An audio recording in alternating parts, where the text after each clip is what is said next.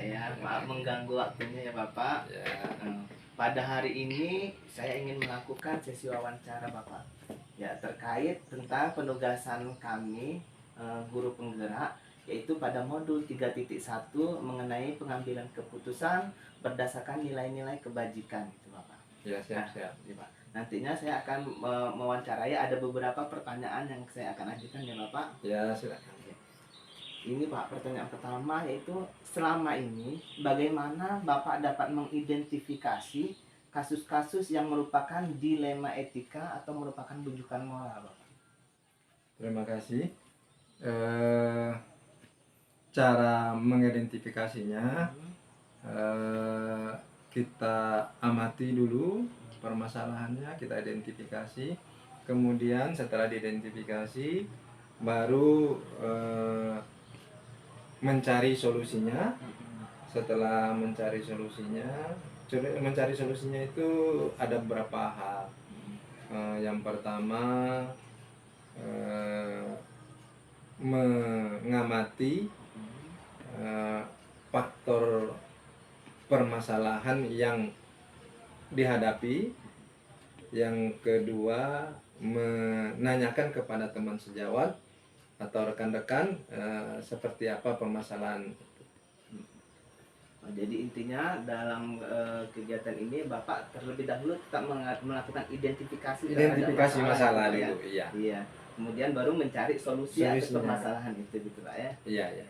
Kemudian selama ini bagaimana Bapak menjalankan pengambilan keputusan di sekolah Bapak, terutama untuk kasus-kasus di mana ada dua kepentingan yang sama-sama benar atau sama-sama mengandung nilai kebajikan Bapak terhadap dua kasus? Aduh. Ini pertanyaan yang berat. Yeah. Namun pasti kita alami ya Pak Surya, pasti kita alami gitu, Pak, ya. Di semua sekolah pasti ada. Terkadang ada masalah, ada dua masalah. Masalahnya mempunyai kebenaran yang sama pula. Kemudian untuk mengambil keputusan itu sangatlah berat bagi seorang kepala sekolah.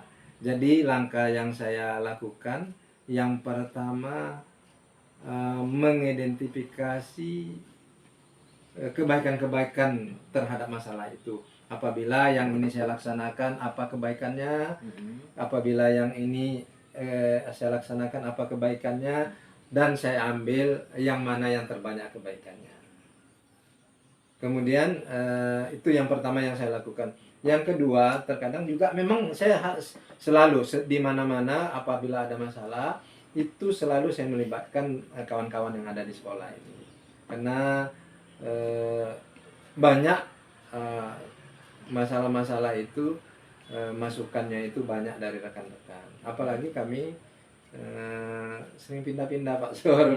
Nah, jadi terkadang psikologis rekan-rekan yang ada di sekolah pun kadang-kadang kami belum paham betul, sehingga hanya harus berkolaborasi dengan teman-teman yang lain untuk menghadapi masalah-masalah tersebut.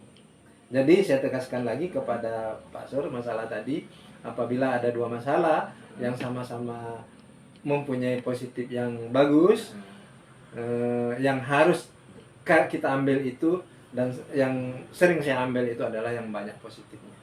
Ya, jadi mempertimbangkan banyak positifnya apa banyak negatifnya dari masalah itu Pak? Iya.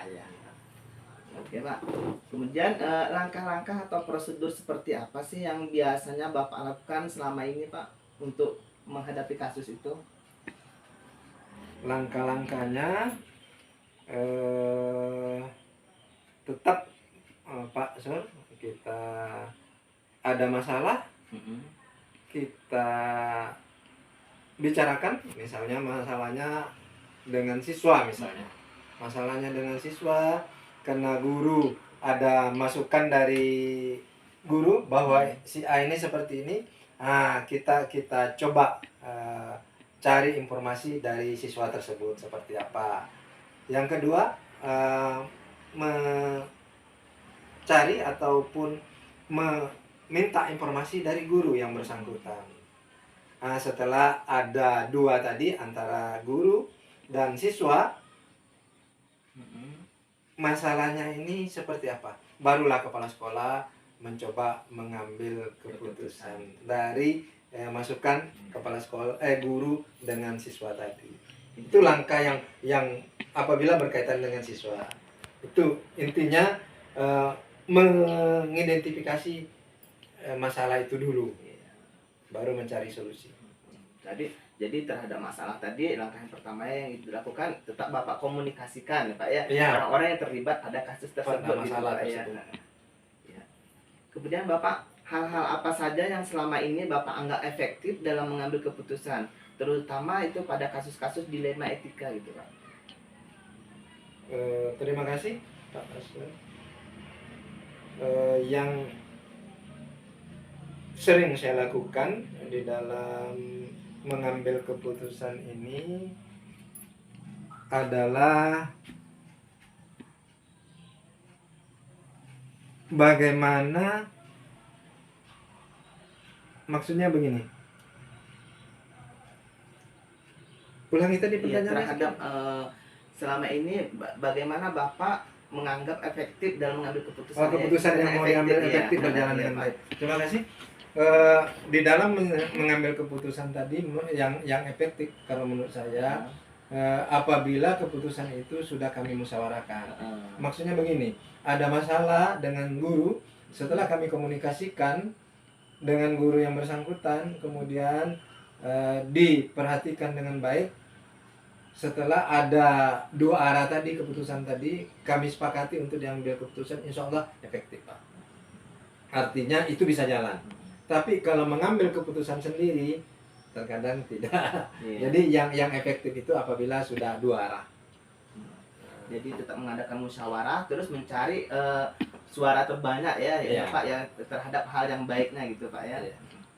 Kemudian hal-hal apa saja yang selama ini merupakan tantangan dalam mengambil sebuah keputusan Pak, khususnya pada kasus dilema etika Pak, yang menjadikan tantangan? Tantangannya pada saat ada dua masalah yang harus kita laksanakan hanya satu. Berarti ada pilihan. Pada saat itu sepintas keduanya bagus kita laksanakan. Sehingga di sini kendalanya bagaimana kita memutuskan apakah masalah A atau masalah B yang kita ambil. Itu kendala yang paling berat, memutuskan di antara dua masalah tadi Pak. Jadi untuk menyelesaikannya biasanya saya ambil mengamati masalah ini tadi, mana yang bagus, yang baik kita laksanakan. Apabila kita laksanakan kegiatan ini artinya bermanfaat kepada seluruh masyarakat yang ada di sekolah ini. Artinya semua komponen yang ada di sekolah ini merasa manfaatnya, merasa bahwa aturan yang kita buat ini memang betul-betul bermanfaat untuk masyarakat yang ada di sekolah kita. Banyak pertimbangannya gitu Pak ya. Iya, itu berat tuh Pak. Iya. Ya, terus Pak, apakah Bapak memiliki sebuah tata kala atau jadwal tertentu dalam sebuah penyelesaian kasus dilema etika? Apakah Bapak langsung menyelesaikan di tempat atau memilih sebuah jadwal yang menyelesaikannya? Bentuk atau prosedur seperti apa yang Bapak jalankan? Keduanya tidak Pak. Menyelesaikan di tempat tidak, membuat jadwal tidak. Yang saya laksanakan, saya tampung dulu permasalahannya, kemudian setelah ketemu masalah-masalahnya baru saya mencari solusinya. Waktunya juga tidak terbatas Pak Sul. Kadang-kadang di dalam menyelesaikan masalah tersebut saya butuh waktu 1 hari, ada 2 hari, 3 hari dan sebagainya. Untuk menyelesaikan masalah tersebut pun tidak jarang saya minta pendapat dengan rekan-rekan lagi. Saya selalu melibatkan rekan-rekan yang ada di sekolah ini. Kenapa? Karena masalah itu adalah masalah yang ada di sekolah dan penyelesaiannya pun harus bersama Pak Sul. Tidak bisa hanya kepala sekolah saja yang memutuskannya. Jadi mungkin itulah yang sering saya lakukan. Artinya tidak Menyelesaikan. terpaku menyelesaikan di tempat situ saja dan tidak pula membuat jadwal harus selesai segini. Yang penting dipertimbangkan dulu untuk dipikirkan apa yang akan dilakukan gitu Pak Iya. ya. Kemudian adakah seseorang atau faktor-faktor apa yang selama ini mempermudah atau membantu Bapak dalam mengambil keputusan, terutama pada kasus-kasus dilema etika gitu Pak? Apakah ada seseorang? Iya, karena memang di saya sudah ada beberapa sekolah ya Pak Sur. Di setiap sekolah itu pasti di sekolah pertama, sekolah kedua, sekolah ketiga, dan ini sekolah keempat nih Pak Sur. Keempat, Pak. Sudah keempat di sini. Di sini pun saya baru sekitar 2 bulan, saya sudah nampak Pak Sur. Ini orangnya yang bisa memberikan solusi apabila saya ada masalah. Saya sudah mulai kelihatan Pak Sur. Jadi pasti di dalam melaksanakan ataupun berjalannya proses belajar mengajar di sekolah ini dengan rasa nyaman, pasti kepala sekolah itu ada beberapa guru tempat dia meminta pertimbangan, tempat dia curhat dan sebagainya untuk bagaimana proses belajar mengajar di sekolah ini bisa nyaman terlaksana dengan baik. Jadi intinya Bapak tetap melihat dari keseharian gitu Pak yang mana yang bisa dianggap mampu untuk melakukan tukar pikiran gitu Pak. Iya Pak, pastilah. Iya. Yang mana yang punya rasa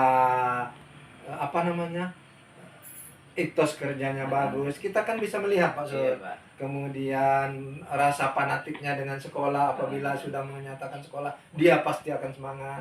Pastilah dia mempunyai bisa kita anggap bahwa dia itu tempat kita berbagi, tempat kita bertanya untuk kemajuan sekolah kita ini.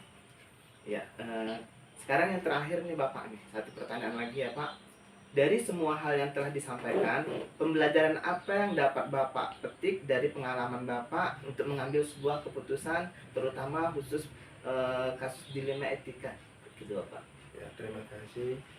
Berkaitan dengan dilema etika ini, memang dimanapun saya menjadi kepala sekolah, sering kita jumpai, dan pelajaran yang bisa saya ambil di sana bahwa di dalam mengambil keputusan itu yang pertama kali harus kita perhatikan adalah unsur hukumnya, berkaitan dengan hukum atau aturan yang ada. Artinya aturan jangan sampai dilanggar dengan tidak pula mengabaikan perasaan kita sebagai orang kepala sekolah yang betul-betul mungkin ada harus pertimbangan, tapi ada lagi unsur perasaan kita sebagai kepala sekolah mempertimbangkan. Inilah yang harus kita ambil Pak Sur. Di antara itu ada aturan yang harus kita laksanakan. Di sisi lain ada pula perasaan, merasakan bagaimana perasaan guru tadi apabila kita tidak penuhi permohonannya. Mungkin itu. Yang penting tetap ada tidak melanggar pada aturan tadi yang utama. Ya, terima kasih Bapak atas waktunya, banyak ilmu yang saya dapat terutama untuk saya sendiri Pak ya. Semoga kita lebih baik lagi ke depannya. Amin. Ya, kita bisa melaksanakan pembelajaran sesuai dengan yang kita harapkan gitu Pak ya. Dalam mengambil keputusan terutama. Ya Bapak ya, terima kasih untuk waktunya Bapak. Sama-sama Pak.